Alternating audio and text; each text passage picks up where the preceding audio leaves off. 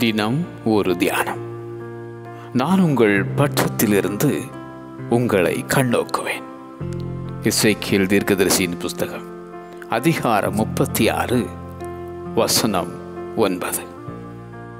இஸ்ரவேல் புத்திரர் அடிமைத்தனத்தினால் தவித்து முறையிட்ட போது அவர்களை கண்ணோக்கின கர்த்தர், நான் உங்கள் மேல் கண்ணோக்கமாயிருந்து உங்களை பலுகவும் பெருகவும் பண்ணி உங்களோட என் உடன்படிக்கையை திடப்படுத்துவேன் என்றார்.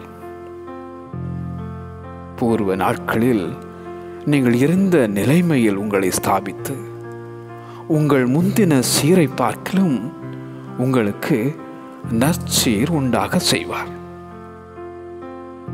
கர்த்தர் என் பட்சத்தில் இருக்கிறார், நான் பயப்படேன் என்றான் தாவீது. பயப்படாதே, உன் பட்சத்திலும் அந்த பரம தேவன். கலங்கிடாதே, உன்னையும் கண்ணோக்கும் அந்த கர்த்தர். நான் உங்கள் பட்சத்திலிருந்து உங்களை கண்ணோக்குவேன். நான் உங்கள் பட்சத்திலிருந்து உங்களை கண்ணோக்குவேன். ஆமென்.